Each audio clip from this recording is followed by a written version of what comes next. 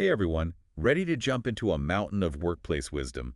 Today we're tackling Don't Sweat the Small Stuff at Work. By Richard Carlson. Right. Packed with 93 strategies. That's a lot. For a calmer and more productive work life. 93 is a lot to unpack. So we'll focus on the most impactful takeaways You know, those golden nuggets. that you can use right away, no matter what you do for work. Basically, it's like your cheat sheet to a more peaceful work life. Okay.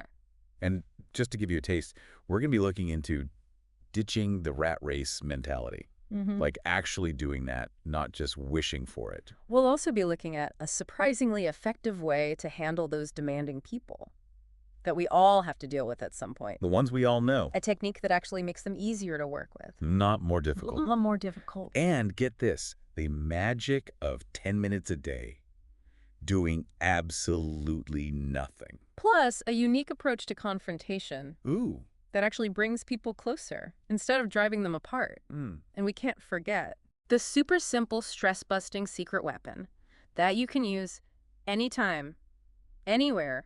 Intrigued? I know I am. I am too.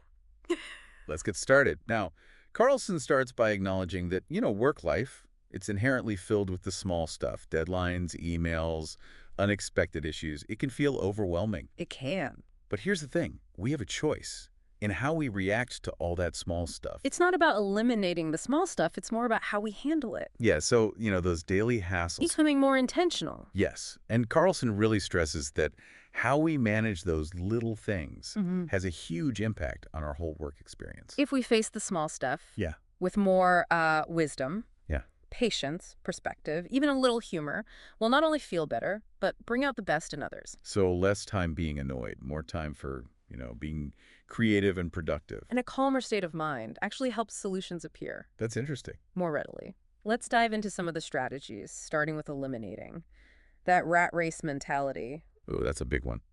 A lot of us feel stuck, in that endless cycle of busyness and stress. So how does Carlson suggest we actually break free from that? He challenges the assumption that the rat race is just unavoidable. He points out that people in similar jobs can have completely Okay. different experiences. Right, so it's not the job, it's how we approach it. It's all about perception and approach. That's kind of empowering, actually. It is empowering. It highlights the fact that a more peaceful, a more intentional approach is possible, regardless of your role or industry. One of the first steps he suggests is redefining success. So instead of, promotions or a bigger salary. Focus on finding intrinsic satisfaction in your work. What makes you feel good about what you do? What do I like? Okay, so, finding those projects that align with your passions. Yeah. Seeking out, learning opportunities, or even finding ways to make your daily tasks more enjoyable. It's about shifting your focus from what you're getting to what you're giving and how that makes you feel. I like that. It's much more sustainable and fulfilling in the long run. Speaking of shifting our focus, there's this whole corporate bragging thing. I found that interesting. It's a badge of honor now. Talk about how busy and stressed we are. It is. It's like we try to outdo each other with these tales of overwhelm. Right. Carlson argues that bragging keeps us stuck Yeah. in a negative cycle. Yeah, because we talk about how busy we are, but then we're kind of hardwiring our brain to focus on the negative. Rush constantly reinforcing those feelings Yeah. of stress and anxiety. So how do we break free from that cycle? A simple but powerful shift. Acknowledge the hard work, but then pivot to positive solutions or outcomes. Okay. What did you accomplish Okay. despite the challenges? What are you looking forward to? What's working well? It's kind of shifting the focus Hmm. from problems to possibilities, Yes. which reminds me of another strategy, making the best of this moment. Being present instead of wishing we were somewhere else. He argues that the less time we spend dwelling on the past or worrying about the future, the more we can enjoy our present work, even if it's challenging or not ideal. And what's fascinating is that being fully present actually makes us more creative That's interesting. and productive. Yeah, it makes sense. When we're not mentally checked out, we're more engaged and effective. Exactly. Wherever you go, there you are. So true. So true. So let's move on to some of the more actionable techniques. Carlson suggests returning calls later. Now, I was skeptical at first, Well, but it sounds counterproductive, but hear me out. yeah, tell me more. Because I struggle with that. feeling like I need to answer every call and email like right away. Schedule dedicated time to handle calls and messages.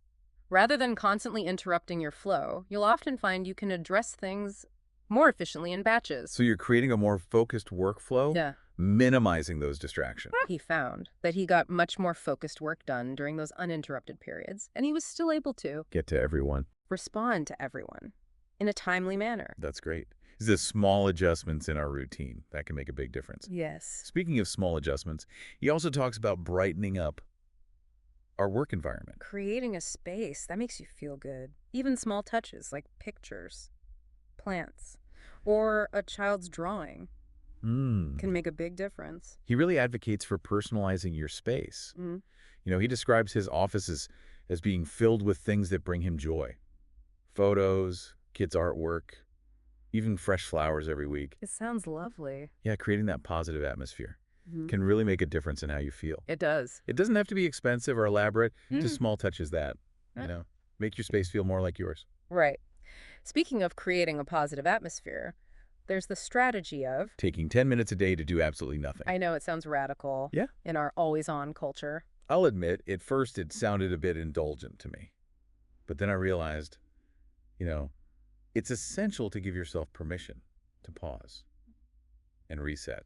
Hit that refresh button on your mind. Clear your head. Yeah. And come back Yeah. with renewed energy and focus. And it can be simple. Find a quiet spot, close your eyes, take a few deep breaths. Absolutely. Okay, let's shift gears a bit and talk about becoming less self-absorbed. It's so easy to get caught up in our own worries Our to-do lists. that we forget to tune in to others. He points out that self-absorption makes us less likable and less effective at work. It hinders collaboration and prevents us from learning from others. He even says that self-absorbed people tend to have poor learning curves Yeah, because they're not open to feedback. They're so focused on their own perspective that's a great point. that they miss out on insights from others. It highlights the importance of being receptive to different viewpoints, Yes. being willing to learn from those around us. Okay, get ready for some counterintuitive wisdom because this is where it gets interesting. Embrace demanding people. I know, it sounds crazy. It does, doesn't it? But how can we possibly embrace those who are constantly pushing us? Right. How can No. we do that? So Carlson's perspective is demanding behavior. It's rarely personal. They're just wired to be more assertive and driven. It's not about you. So instead of getting defensive or taking it personally, Right. see it as an opportunity to step up our game. He shares how his own perspective has evolved over time. He used to dread dealing with them, but now he sees them as a potential source of growth. Interesting. Isn't that fascinating? It is. So he's learned to reframe their behavior in a more positive light. What kind of impact has that had on his interactions? Well, he found that as he became less, adversarial, less defensive, those demanding people actually became easier to be around. They responded to his shift in attitude. It's a testament to the impact of our mindset, It is. and our behavior on those around us. Okay, are you ready for two more? Hit me. Two more counterintuitive gems, Mhm. and these are biggies. He says, accept incompetence as inevitable, and accept that someone will always be mad at you, Whoa. Those are definitely reality checks. especially for those of us who, strive for perfection. Try to please everyone. Try to please everyone. But he's right. He is right. We all encounter incompetence, at some point at work, and it's impossible to make everyone happy all the time. Right. He's not saying we should, aim to make people mad or condone incompetence, Yeah. but simply to accept these realities Yeah. as part of, the human experience. We're all fallible. Yeah, we all make We mistakes, disappoint others. no matter how hard we try. Doesn't matter how hard we try. So it's about choosing our battles, Yeah. focusing on things we can control, right? Like Yeah. our own effort and intentions. Yes. He compares occasional incompetence to an occasional rainy day. It's just part of life. Instead of getting worked up, accept it as a fact of life and focus on the people who do their jobs well. Right, right. So it's about shifting our focus, right? From the exceptions to the norm, from the negative to the positive. Exactly. And when it comes to pleasing everyone, he points out that in a busy work life, it's inevitable that something's going to fall through the cracks. Demands are coming at us from all directions. We can't be everything You can't be every to everyone. right to everyone. He encourages us Yeah. to let go of that need for constant approval. Mm. Focus on doing our best Okay. with integrity. Find peace within ourselves Yeah. rather than seeking it from external validation. That is such a valuable reminder, especially in today's world where, it feels like we're constantly being evaluated and judged. It does. It's about prioritizing our own well-being, not letting the opinions of others dictate our self-worth. So we've covered a lot of ground here, Mhm. and Carlson backs all this up with, like, vivid anecdotes from his own life and work. We've got to get to some of those next. Yes, those stories are what make it so relatable Yeah. and memorable. So relatable. But wait, before we move on, think about the small stuff you might be sweating right now. Which of these strategies speaks to you the most? And can you see yourself trying any of them this week? Hold that thought, because we'll be right back.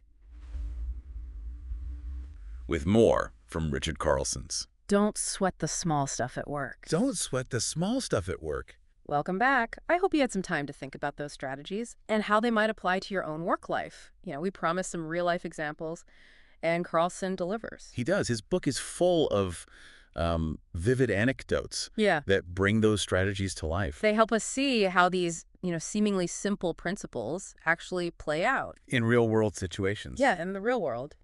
So let's dive into some of those anecdotes, starting with one that illustrates letting go of expectations. This resonates with me because I tend to have, let's just say, a robust vision of how things should go.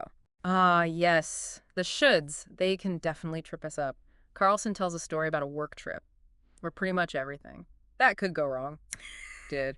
It's a travel nightmare scenario I think a lot of us can relate to. Ooh, travel nightmares. Those are the worst. Yeah. Tell me more. What happened? Well, first his flight was delayed. Okay. Then his seat was given away, so he's crammed in a middle seat Yeah. for a long flight. Ouch. Middle seats are never fun, especially if you're tall. It gets worse. He missed his connecting flight in Chicago Yeah.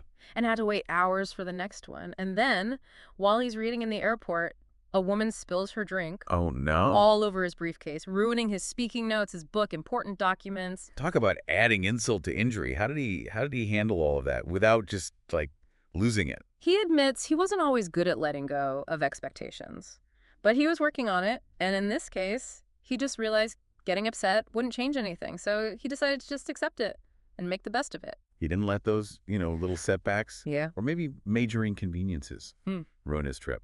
Right. He acknowledged these things happen, especially when you're traveling. And he chose to focus on what he could control. His own attitude. His attitude, his response to the situation. That's a great example of how our mindset it can really make or break Yeah. a situation, right? It's not about what happens to us. It's about how we react. Exactly. And he also talks about a woman, Melissa, who was constantly stressed, overwhelmed in her job. She longed for promotion, a higher salary, less demanding schedule. It sounds like the classic grass is greener, Yeah. you Always looking for something better. always looking for something better Yeah. instead of appreciating what you have. Exactly. So Carlson suggested she try a different approach, lower her expectations, and simply focus on doing her best. That's an interesting approach. It's almost like counterintuitive. What kind of impact did that have on her? Well, he says, about a year later, Melissa contacted him, sharing that his advice had been so helpful she realized she'd been making a big deal out of things that aren't important, creating all this pressure Unnecessary pressure. on her. So she shifted her perspective and stopped sweating the small stuff. Exactly. And the results were amazing. She had actually been promoted twice since she started focusing on doing her best, letting go of the need for everything to be perfect. Wow, that's really inspiring.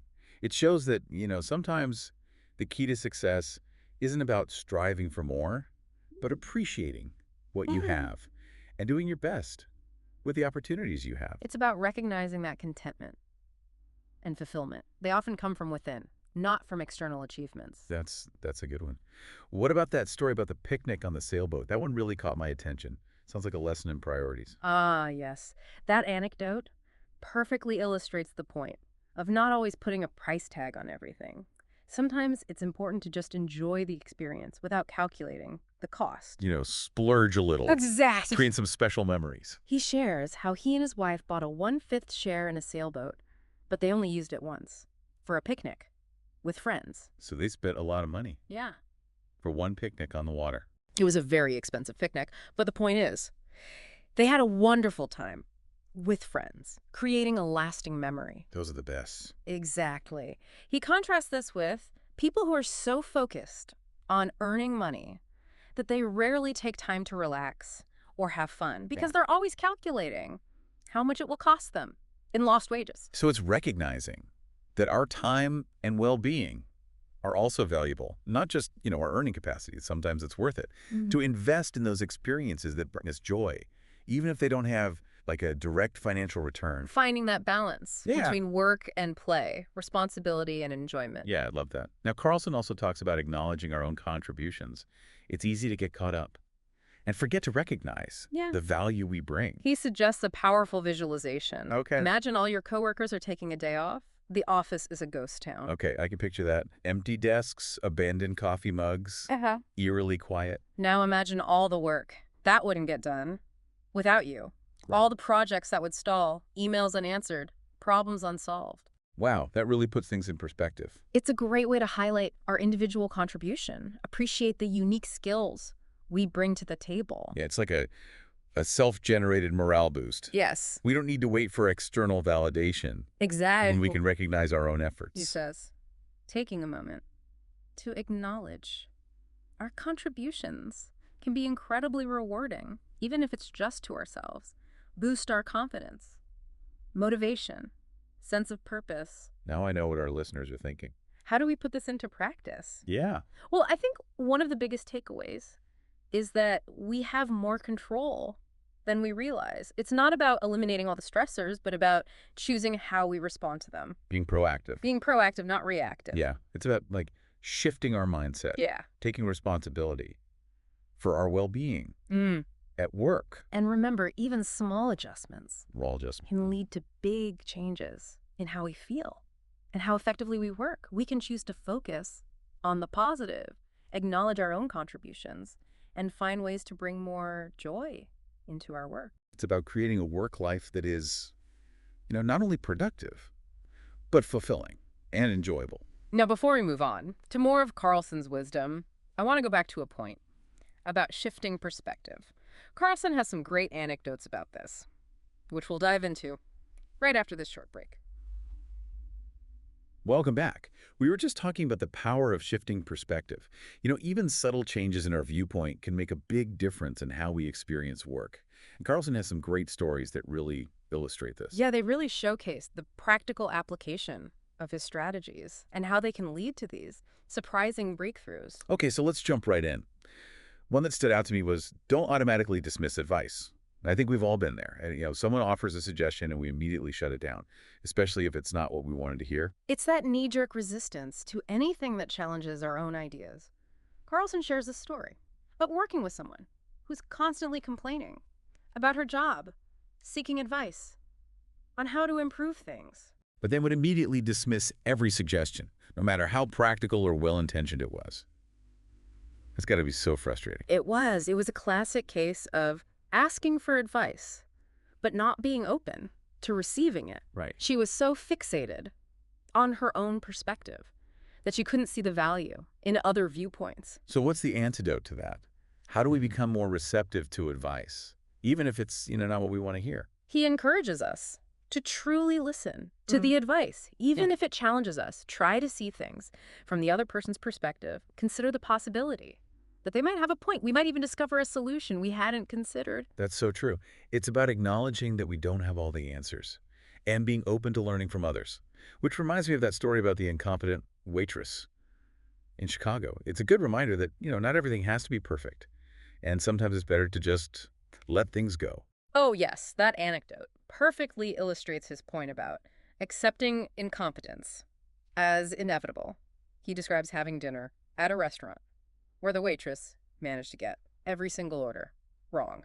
Oh, wow. A whole table of incorrect orders? That sounds like chaos. It was a comedy of errors, but instead of getting angry or making a scene, Carlson chose to see the humor in the situation. He didn't let it ruin his night. He recognized the waitress was probably having a bad day. Everyone makes mistakes. Yeah. And it wasn't worth ruining his evening over. It's a good reminder.